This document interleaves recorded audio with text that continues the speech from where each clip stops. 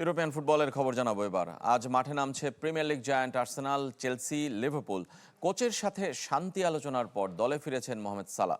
লা লিগায় table topper বার্সেলোনার মুখোমুখি ওসাসুনা। লিগাতে পিএসজির আতিথ্য নেবে মেটস, আর স্ট্যামফোর্ড ব্রিজে চেলসির প্রতিপক্ষ এভারটন। ঘরের মাঠে টেবিল টপার আর্সেনালের প্রতিপক্ষ টেবিলের শেষ দল উলভস। বিজলি কেবলসের স্কিন কোটেড ইনসুলেশন আগুন প্রতিরোধী। বিজলি কেবলস, নিরাপদ আজীবন। সালাহ স্লট দ্বন্দ্ব প্রিমিয়ার লিগের টক অব দ্য টাউন। বাতাসে নানা গুঞ্জন আর অনিশ্চয়তা। লিভারপুল জার্সিতে আর কখনো দেখা যাবে কি ইজিপশিয়ান কিংকে? পরের গন্তব্যই বা কোথায়? তবে আপাতত সব গুঞ্জনের সমাপ্তি। চ্যাম্পিয়ন্স লিগে ইন্টারমিশনে দলে জায়গা না পেলেও প্রিমিয়ার লিগে ব্রাইটন ম্যাচে সালার অন্তর্ভুক্তি অলরেডদের জন্য স্বস্তির খবর। শুরুর একাদশে থাকবেন নাকি আবারও বেঞ্চেই কাটাবেন তা অনিশ্চিত।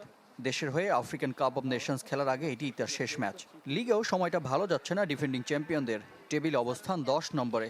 রেকর্ড সাইনিং নিয়ে চলছে সমালোচনা, তবে আশাবাদী ডাচম্যান স্লট। ইজাক একিতিকে জুটিতে ভরসা যার।